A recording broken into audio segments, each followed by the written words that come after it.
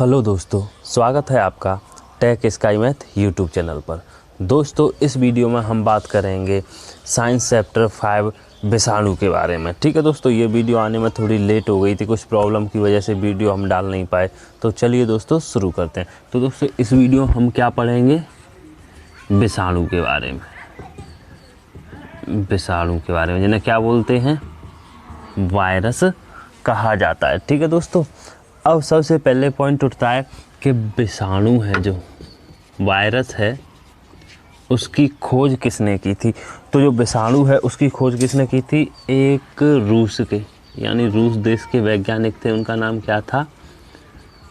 इवानोविस्की। क्या नाम था? इवानोविस्की थे। यानी रूस देश के वैज्ञानिक थे जिनका नाम इवानोविस्की था।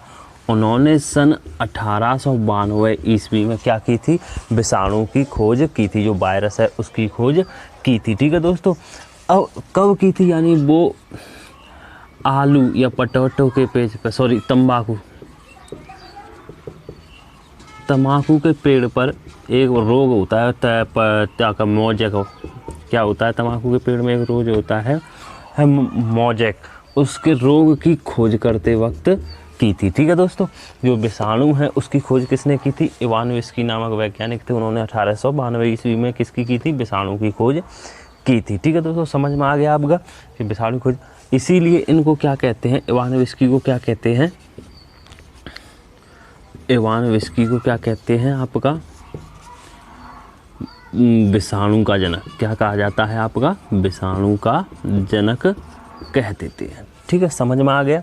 आपसे ये पूछ ले विषाणु का जनक कौन है? इवानोविस्की है। विषाणु की खोज किसने की थी? इवानोविस्की ने की थी। कब की थी? 1892 में।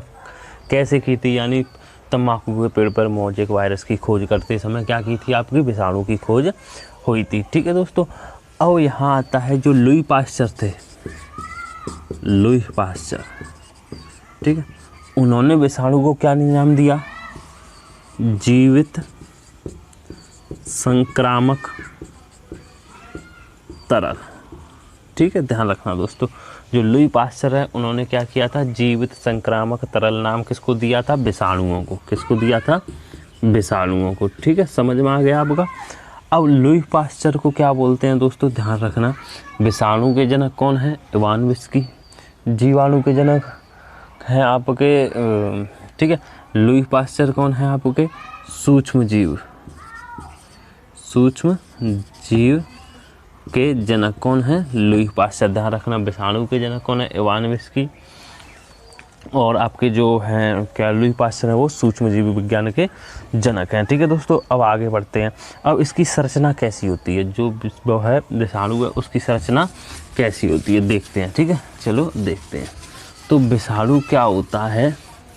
यानी प्रोटीन का एक कवच होता है जिसके अंतर्गत क्या होता है? न्यूक्लिक अम्ल होता है।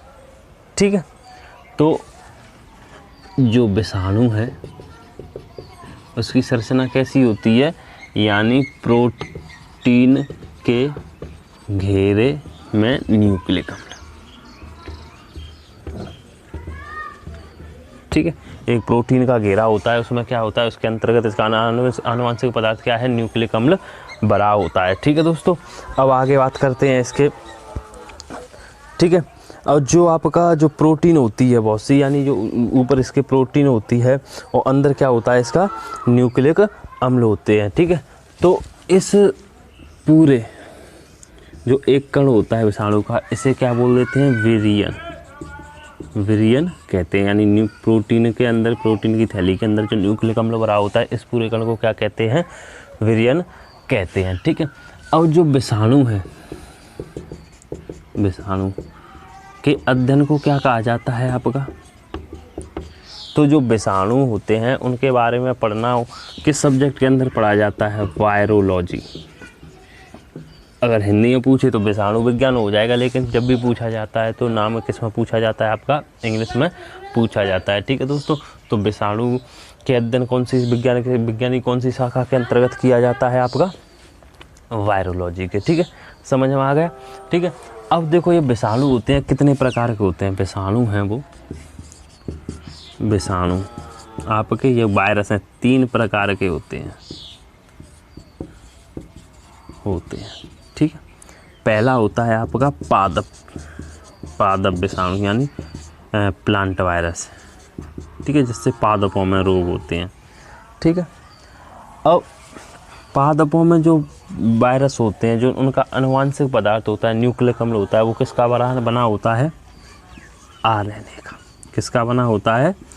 आरएनए का। ध्यान रखना, जो पादप विषाणु होते हैं उनका जो डीएनए आनुवंशिक पदार्थ होता है वो क्या होता है? आरएनए होता है। ठीक है, दूसरे होते हैं आपके जंतु विषाणु।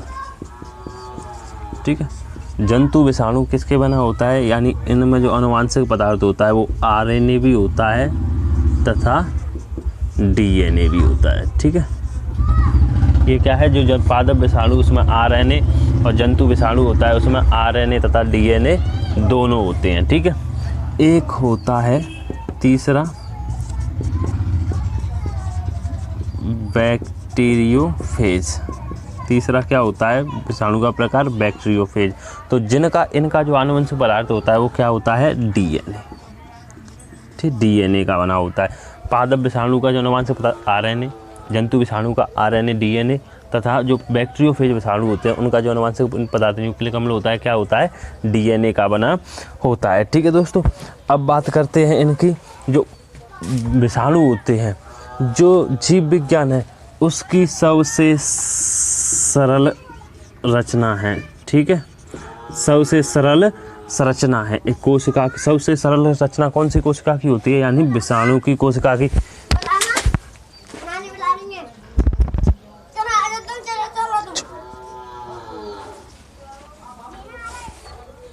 ठीक है, तो सबसे सरल संरचना किसकी होती है?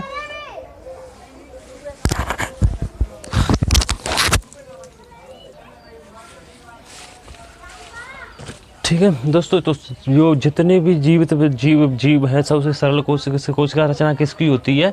आपके विषाणु की। कई बार क्वेश्चन पूछा जाता है कि जीवित जगत में सबसे सरल रचना कौन सी कोशिका की होती है? तो सरल रचना सबसे कौन सी होती है? विषाणु की ही होती है। ठीक है दोस्तों, अब दूसरा क्वेश्चन उठता है कि सजीव और निर्जीव के बीच की कड़ी क्या होता है? तो जो विषाणु है वो क्या है? सजीव और निर्जीव दोनों के क्या है? बीच की कड़ी है। यानी ये सजीव प्रकार के भी होते हैं और निर्जीव प्रकार के भी होते हैं। और सजीव प्रकार के कैसे होते हैं? यानी ये क्या होते हैं? परपोषी होते हैं हमेशा। जो क्या विषाणु कैसे होते हैं? आपके परपोषी होते हैं। जैसे किसी दूसरे जिस जीव के ये संपर्क में आते हैं तुरंत ये क्या होते हैं? अपनी संख्या में वृद्धि करना शुरू कर देते हैं। अपनी संख्या में वृद्धि करना शुरू करते हैं, जो सजीव का लक्षण है।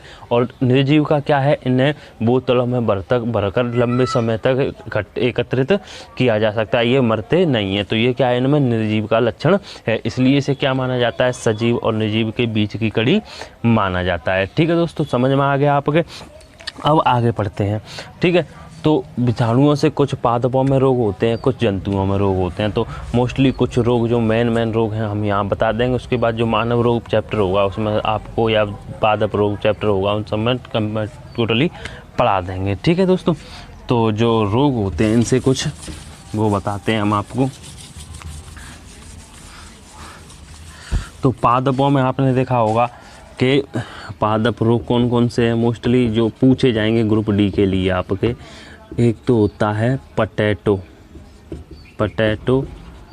मोज़ेक रोग। तो ये क्या है? एक तो पोटैटो मोज़ेक रोग, ये मोज़ेक वायरस द्वारा होता है। ठीक, एक होता है बंकी टॉप ऑफ बनाना। ठीक है, यानी केले के पेड़ में पाया जाता है। एक रोग होता है तम्बाकू मोज़ेक रोग। ठीक है, ये तो क्या होते हैं? मोस्ट इम्पोर्टेंट यही पूछे जाते हैं, क्या है? पादपों में। अब मानव रोग तो बहुत सारे होते हैं। हमने आपको जब मानव रोग वाला चैप्टर पढ़ाया था उसमें जो बताए थे, तो इससे तो वायरस द्वारा बहुत होते हैं। अभी जो आज चल रहा है आपका कौन सा है? कोरोना। ये भी तो क्या है? वायरस द्वारा जनित है। पोलियो, छोटी माता, एड्स, ठीक है, इन्फ्लुएंजा। ठीक है, तो बहुत सारे रोग हैं जो क्या है वायरसों के द्वारा होते हैं। ठीक है, हम आपको ट्रिक बताई थी, आप वो ट्रिक याद कर लोगे तो आपको क्या है ये पूरे रोग याद हो जाएंगे। ठीक है दोस्तों, तो ये आपका क्या चैप्टर था वायरस का। जो ग्रुप डी में जो चैप्टर पूछे जाएंगे इसी में से पूछे जाएंगे, इनके अलावा क्वेश्चन नहीं पूछे जाएंगे। ठीक है दोस्तों, आज के बाद आपको वीडियो रेगुलर मिलती रहेगी। तो दोस्तों वीडियो आपको अच्छी लगी हो तो वीडियो को लाइक शेयर, चैनल को सब्सक्राइब कीजिए। मिलते हैं अगली वीडियो में, तब तक के लिए जय हिंद जय भारत।